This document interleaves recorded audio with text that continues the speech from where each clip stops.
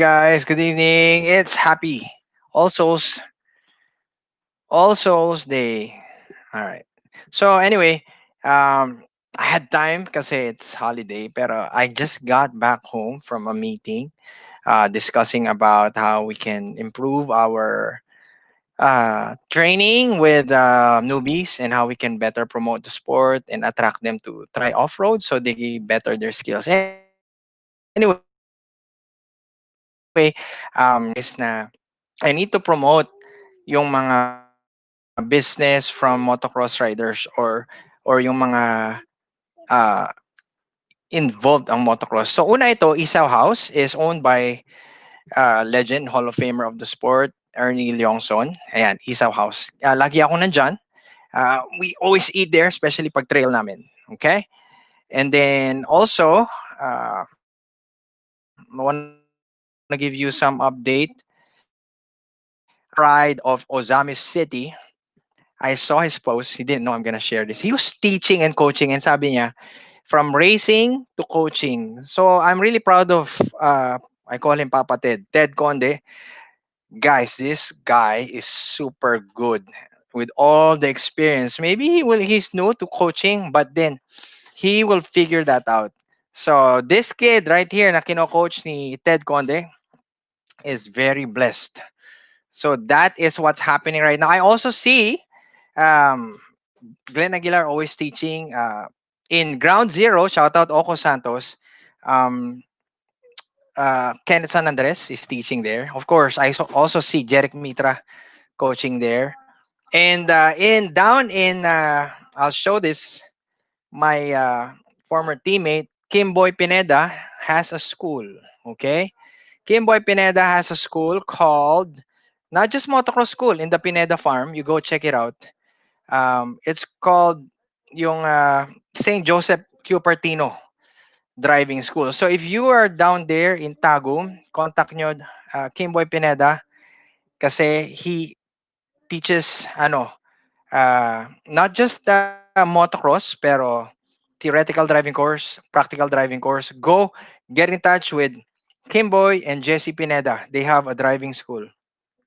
And now listening right now, Oko Santos, Young Master Jeric Mitra. Ito yung pioneer din ito na nagtuturo. Kasi that's why Jeric Mitra is called the Young Master. Kasi ang daming produkto niyan. If you don't know these names um, actually sobrang dami. From Palawan, and yung local, Wenson Reyes, and everything.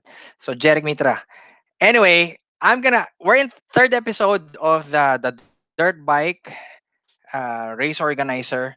And I want to talk about how we can grow the sport. Guys, lahat po ng ating series episode is just for one reason, and that's to grow Philippine motocross. And let me show you a video ng how we can grow that. I believe this is one way of growing the sport. We have to focus on the grassroots. Ano yung grassroots, guys? Yung grassroots, ito yung mga amateurs, ito yung mga baguhan. Yeah, when we do an MMF Supercross series or motocross series, ang bida doon are the pro. Yan, sina currently Mangosong, Mitra, Ramento, Aguilar, Reliosa, Gabriel, and so on and so forth. But we have a series dedicated to grassroots. So ang bida po doon sa grassroots ay mga amateurs. I'll show you a video of what I'm talking about so I can discuss it and I can share.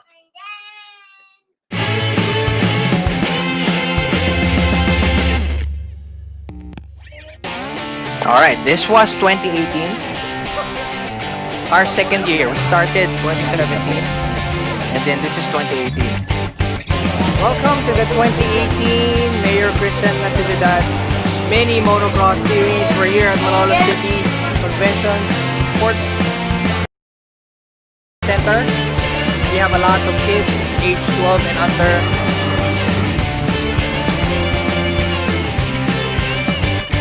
This such event happens here in our country. We're in ang mga bida, bata, grassroots.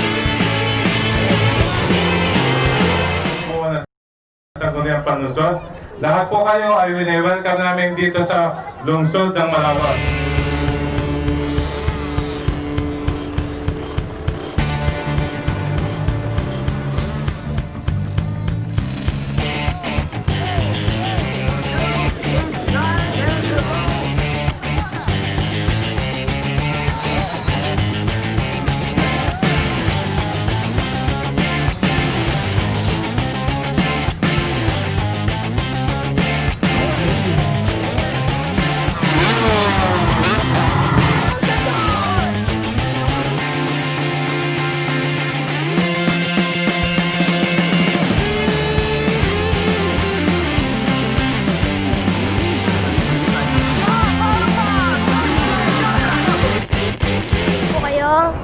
po ako kinakabahan.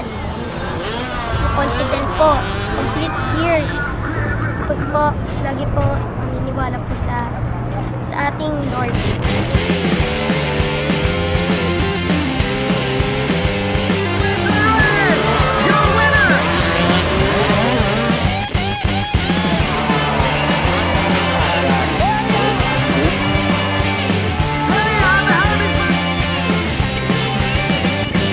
Alright, there you have it, the 2018 Mayor Christian Natividad Mini Motocross Series, first of its kind dito sa Pilipinas, and it was historical. He's the one who helped us out, our very own Mayor Christian Natividad. Thank you, sir. Thank you. And also, you organizers, thank you for bringing here this, I don't know that we are Alright, pioneering, guys. right? Yun Pioneering the first of yung its kind, the Philippines sinasabi mini ko, motocross. hopefully we will see you we more started soon. doing this. And, Now, this focus event is namin really was the fulfilling grassroots and, since 2012. very Okay. exciting. However, in So, 2012 we our have place 15 is your legs. home. Shout This out will to be your Spike long-time home, and all the yes, events that you would want to do here. And, You're very much welcome here in the city of aming Malolos. anak Thank you ko, and Rise congratulations. Salinas. Adam Lemuel, shout out to Cebu Trail Riders. Hold on, how do I lower the volume of this? Ayan. Okay. Grabe, I'm so new to this technology. Ang focus namin, when we started 2012, puro amateurs. So, we had the 15-leg amateurs. Linalagyan namin ng executive class kasi yung parents ng mga bata, para kasi yung parents nandun, yung tatay. So, meron na rin na category sila. Pero ang focus nun talaga, puro mga bata. 2012, back in 2012, the top kids that were there were, let me name you these guys: Alberto Brothers, TJ Troy, David Viterbo, Ompong Gabriel. Kalaban ni Ompong nung was si Troy, and then anak ni Bombet Santos, Carmichael Santos, and then Maclean Aguilar, Jacob Orbe. So yun yung 2012 namin. And then can you imagine the boost ng mga bata na yun? Kasi sila lang yung major. 10 leg yun, guys. 10 legs. And now, we continue that. We will organize a national series featuring the pro, but we never neglected yung grassroots. Yung talagang mga focus nito mga bata. Okay? And sa totoo lang, I enjoy organizing races ng mini series mga bata. Walang kasing masyadong, it's very rewarding. My heart is always full pag yung mga bata. Kasi ang sarap eh. You see the kids, ang dami nila, yung mga magulang na handon, and then nakikita mo rin yung mga top pro riders na handon, yung mga anak din nila. And then nakikita mo the sport is growing kasi different categories. And sa totoo lang, walang pressure. Okay? Walang masyadong pressure. Unlike sa pro series, there's so much at stake and involved with regards to sacrifices ng mga pro riders. So anyway, I want to share how we did that and ano yung now I shared to you yung kung ano yung behind it. And then I shared to you na it's very important na meron kayong, kung hindi nyo pa kaya, here's what, kung mag-organize kayo ng race series, I want to encourage you na meron kayo lagi sa grassroots or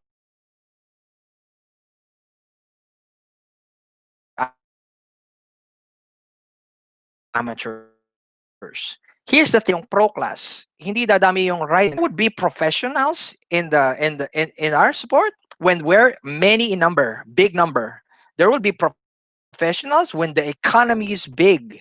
And then people who are into the sport will look up to these riders and buy yung mga products na gamit nila. So we cannot neglect the fact na ang pinakamahalaga, especially yung mga property owners, track owners, or race organizers, mag-focus tayo sa grassroots. Yeah, when we focus on the pro, ang saya. Kasi, wow, showtime and ang laki. Pero guys, never neglect na we want to grow the sport. So the grassroots is very important. I am always pushing yung mga yung mga pro riders to mentor young riders. I want them to be involved, because there's no other way how we can grow the sport. So I'm gonna give some tingnan nyo to. When we started in 2018, Oh no, 2012, sobrang kaunti. In the 50 class, tatlo yung rider. And yun si Ompong, si Carmichael Santos, at saka si David Viterbo. And then meron sa sali na isa na local sa amin. Can you imagine that tatlo? Tatlo in the 50 class. In the 65, um, there will be Troy Alberto, and then there will be mag-step up si David Viterbo. Sobrang kaunti. Pero tingnan nyo nung nangyari dito in Bulacan, medyo madami na 2018. Pero tingnan nyo to last year. Tingnan nyo to last year, how we grew in number. This is just the 50 class. 50 class. And then I want you to watch how since 2012, 13, 14, 15, 16, 17, kung paano lumaki na. Ito, pardon, yung wife ko yung ano nito. Cellphone view to ng wife ko, kaya medyo look at that. This is 50, guys. 50cc. Tingnan ninyo kung gaano kadami. Meron pang 65, meron pang 85. Good evening, Rodrigo Rocco. Wow, and just like that, them two are out in front, ahead of the pack. DJ Jordan, This was their last race year. last time went viral. It has like Look at this. 30,000 views. 30,000 views. That is Abdullah Plang. See that? Abdullah Plang from Mindanao. Clearing the double-double. Joshua is in front. Meanwhile, so Josh Tamayo. Look at how many. I'll count to you guys. Tignan nyo. Ayan, 1, 2, Ilang Fabian went down. 3, 4, 5, 6. Ang dami. Is in fifth. Ivan Tarusay is right there in the mix. So guys, tignan nyo to. Fabian went. If you're gonna talk about grassroots, you have to involve mula sa pinakabata. In 50cc, meron kaming hinati namin yan. In abroad kasi ang dami, di ba? We did, ngayon kasi in the nationals, 50cc, 9 and below. What we did was, hinati namin siya to 4 to 6, 7 and 8, and then 9 and below. And then, susunod na taon, meron mas mga bata pa 4 years old. So, ginawa kong 4. Kasi dumami na yung 5 years old. So, 5 and below, 6 to 7, 9 and below. You, as an organizer, you will make a category based on kung actual. Kasi if you're gonna copy lang kung ano yung nasa abroad, kung ano yung nasa nationals, you cannot grow the sport. You cannot compete yung baguhan dun sa may experience na. So kami, remind you, we have a 50 class, age category, nationals. Okay? So nilagyan namin 5 and below, 7 and below, 9 and below. Pero meron pa kaming MMF Academy, which is yung local region lang, which is alam namin ng mga baguhan lang, beginners. So sa MMF Academy, ginawa namin 8 and below, and then 6 and below. Can you imagine that? So we have 5 50cc class. 50cc. Why? Kasi we want to grow the sport. Okay? Here's the thing. If magkakaroon kayo ng amateur series, it will be a burden for you if you will put cash prizes. Okay? Ganun yung ginagawa namin back in 2012, 2013, 14. Napagod. Excuse me. Mind you, parang sabi nga ng brother ko, parang kang namimigay ng iPhone for race because naglalagay ka ng cash prize. Hanggang sa napagod na kami. Napagod ako. Kasi, you know, if it's just one season, pero the next season, the riders will ask you, meron pa ba? Meron pa ba? It's like, it would be a burden. So, from there, I started, guys, I need to be open. In the riders briefing, I'm open to the riders. Do you want a series or not? So now, I'm gonna collect registration so we can cover with the pakain and allowance ng mga marshals. Kaming mga officials, hindi na kailangan with volunteers. Pero yung mga marshals, syempre, you're not part of Gen Con. So, we need to feed them. And then, mainit din kasi yung trabaho nila. And then, we need ambulance, we need medals. Kaya kami nag-shift sa medals. Kasi mas mura medals kaysa sa trophy. Diba? So, if we can, expenses na yun, cover up, and then, alam mo yun, and then we shifted to generic medals. Why? Kasi we never know what to expect kung may darating. If we're gonna put this category, top 5, ito yung category. Minsan hindi mapupuno yung category, sayang yung medal. You know what we did? We did a medal na yun lahat. MMF Mini Moro. Top 5. And then, dun sa likod no, dun na lang namin linalagay yung category. So ikaw, for instance, Opo Santos, you're gonna do a fundraise there in Ground Zero. Or there's another race here in San Pablo, which I chatted with Chris Lasin Alvaro in San Pablo City. So Chris, if magkakaroon ka dyan ng race, or wherever part of Visayas and Mindanao, you have medals, and then generic siya. Ako, even media, darating magre-request sila ng category nila. At I can't give. Kasi if you will make, ito na yung title, ito na ganito, sometimes madidissolve yung category. And then sometimes merong new category na kailangan mong gawin. Diba? So hindi mo magagawa. Kung meron kang just an idea, make a generic, and then so you can grow the sport. Now, if you can, start with one. First things first. We focus on grassroots. We focus on growing the sport. We need to focus on grassroots. You start small. Yun ang number 1. Start small. Do not start big. Ang problema namin ni MMF, me, my brothers, we started. We announced 15-leg amateur series. Okay? Guys, at around round 8, yung napagod na. Lahat ng marshals namin napagod na. And then, sabi na ng iba sa akin, concern ako sa'yo, para ka nabibigay ng iPhone every leg. Sabi ko, nga, no? Eh, kung halimbawa, we started small lang. What if we started 3 legs lang? Kaso lang, nai-announce na namin yun. Guys, binuno namin yun. Yung 10 leg and then 15 leg, binuno namin yun para matapos. Na burnout. But you know, I am a pastor. I want to serve people. So hindi ako gano'n na burnout. Kasi I'm used to that. I'm used to, doing and serving people without expecting something in return. All I want is to share, God's love and everything. Pero yon, my advice, in my experience, start small. So if you can start with every weekend fundraise, hindi mo na series, then Very fast. Oh no! Bingo is still in third. Caleb Mark is in fourth.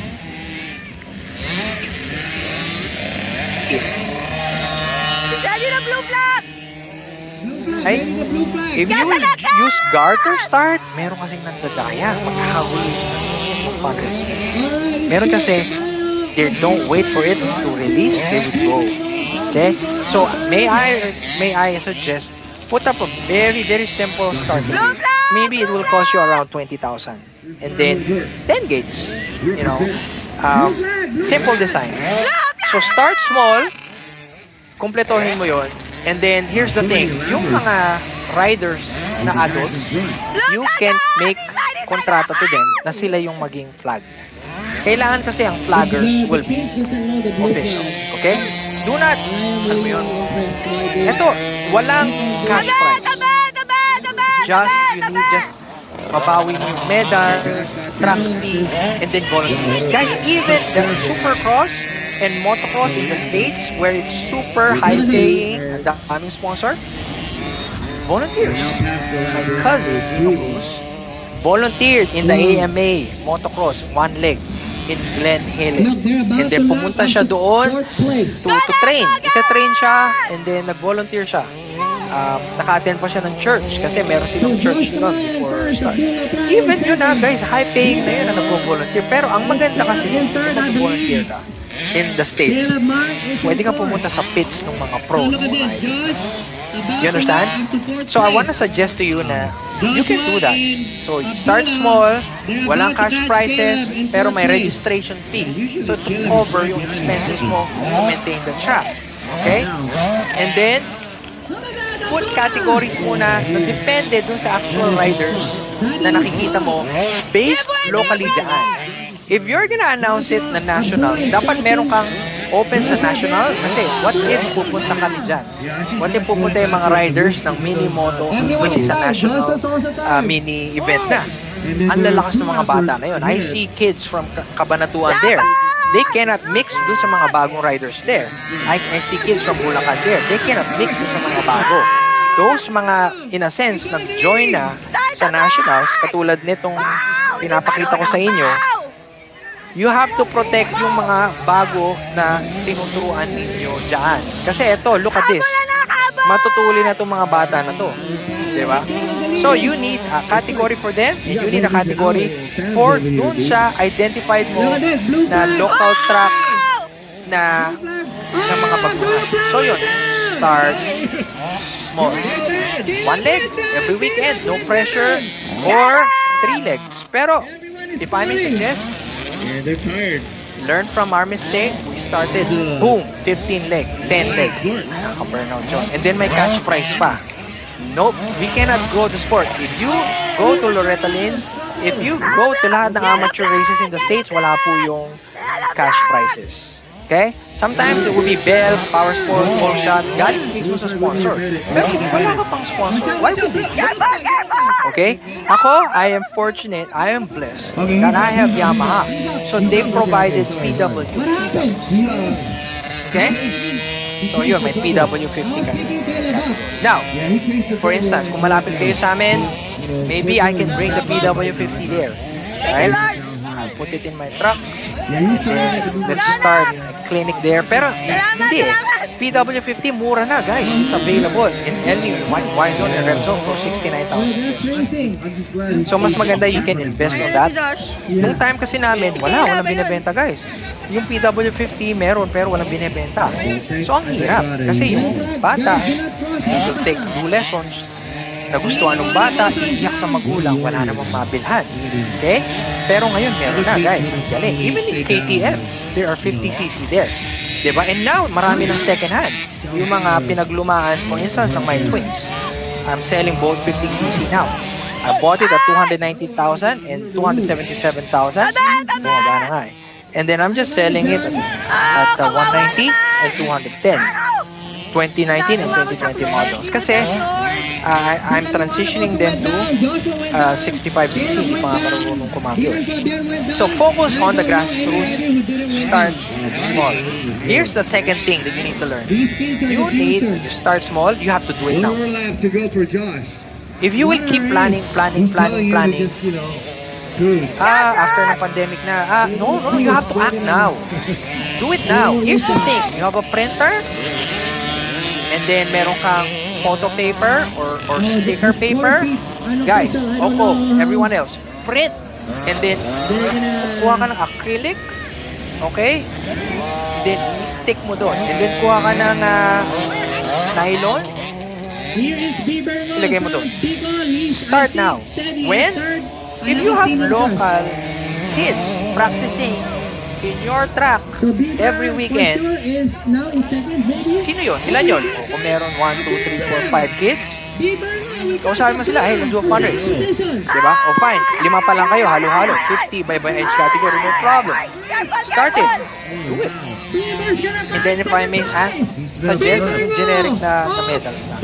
Okay? You cannot wait. You keep planning, wala mangyayari. You start small, you do it now. Okay? Meron kayong page sa Facebook, promote it there. Diba? Do it now. Do not wait. Why? Wala kang overhead yan. Kasi, no cash price. Right? So now, contact friends, you know, yung mga friends nyo from the area. Kayo na mismo yung mag-marshal. I can mentor you guys. Do it now. Pangatlo, this is where I'm gonna end. I'm gonna eat dinner na. We do homeschool now with the kids. I have students tomorrow. You do it right away. Diba? And then dream big. Okay? You start small. You do it now. Dream big. How big? Your ultimate vision is dumami yung riders dyan sa region ninyo. Okay? That was my ultimate vision. To put Taytay Rizal in the map again. Kasi Taytay Rizal produced riders like the Yongsons and the Tamayos. Okay? Yeah, it And so was. I It want to was. put it in the map again in the Alright, nationals. DJ Jordan So Zero ngayon, meron now. kaming David Back Bitubo ang and tawag forth, ko. back and forth. Di ba? Meron kaming mga iba't ibang pang mga riders from Taytay Rizal. And actually, beyond Taytay, maraming mga nagsimula dito sa MMF na mga taga Marikina din, taga Aspinhao, um, and so on and so forth. Mercados, ang dami. Ang dami. They may not be from Taytay, but they started using our track beginner friendly and safe, and then they started joining our races. We just started them. They may not know that they owe us anything. They don't owe us anything. Pero if they didn't start it, wala sila. They'll never start. You understand? I don't ask for anything in return. No. When they are into sport, the sport grew, I'm happy. I'm happy. So now, when I see yung 50cc noong 2012, sina Ompong Gabriel and now si Ompong, the youngest pro rider, I just look back and say, buti na lang, we started in the grassroots, And si David, isa rin nandun. Buti na lang we started there. Sina Jacob, sila McLean. Um, kasi hindi ako nagantay. Hindi ako nagantay. I started right away. Yun nga lang, ang mali ko, I started with cash prizes. Sobrang mali. Kasi if I wasn't a pastor, if we weren't a ministry, tapos na kami nung 2012 pa lang. Everybody folded up kasi they're not like us na in a sense, hindi kami mayaman. We just want to share Christ and the love of Christ. So hindi kami masyado kagad mapapagod. Sanay kami nang nagpapalawal. Okay? And guess what? Until now we're here and now it's just grown and then pinapasa ko yung culture. So now, recap lang na discuss natin, focus on the grassroots, start small, fundraises. No cash prizes. Fine, wala kang starting gate, garter. Garter muna. Okay, o kaya ito mas maganda. Park the bikes and then the riders are in one seat and then you make a gunshot, boom, takbo sila papunta sa bike. Okay? Para masanay rin yung fitness nila. Okay? You can be creative. Lemon start kung tawagin doon. Start small. Okay? And then unti-unti, build a starting gate. Okay? Fine, wala kayong pambili ng heavy equipment. Flat track muna. Konting jumps lang muna. Mas maganda nga yung kaunti yung jumps, guys eh. Why? You can cater sa mga bago. Kasi when the jumps are so many, sobrang technical, you're catering to pro riders. Ilan lang naman ba ang experience in pro riders? Let's focus on, if you go in the States, you go to any track out there, there's always a beginner track. And there's a vet track and there's the pro track. Pros cannot go, beginner, amateur cannot go to the pro track. Babalian sila. They need an AMA license that allows them. Pero never nawawala itong vet track. Yan yung buong buhay sa sport. Yan yung fans ng mga pro. And yung beginners, yan yung magiging future fans, vet, and then pro riders. Okay? So your track, cater to beginners. And then pro will go there. May enjoy rin ng pro ang track na beginner friendly. The turns, the jumps, and then di lang yon, they can be a resource to coach the new ones. Okay? I'm really glad I see um, Jeric Mitra, Kenneth San Andres, Glenn Aguilar, uh, Ted Conde, Jeannie Filnar. These guys are great motocross resource coaching no, new ones. And I know hindi nagpapabayad yung mga yan. That's how we started the MMF. You go tanungin nyo si David Viterbo, yung mga una kong estudyante, if ever they paid me. Nope, they never. They're even free in riding in our track. And look at them now, 'di ba? Somebody needs to start. So you start small. Ang puhunan mo lang yung pagod mo. Walang bayad, di kailangan. Why? Passionate ka eh, 'di ba? And then kailan mo gagawin? Do it now. Huwag ka na magantay. Ngayon, it's not an accident that you're listening to me. You do it now. Start it. Okay? Fundraises. What do you need to prepare? I enumerated. You can chat me, Sam Tamayo, or we have a page, Family Tamayo Squad. If you want concrete answers, or call me. Here's my number. I'll give it to you. And then lastly, dream big. You start small, you do it now, and then you learn from that, learn from that, learn from that, learn from that. Dream big. Dadami yung riders ninyo dyan. You know what, MMF?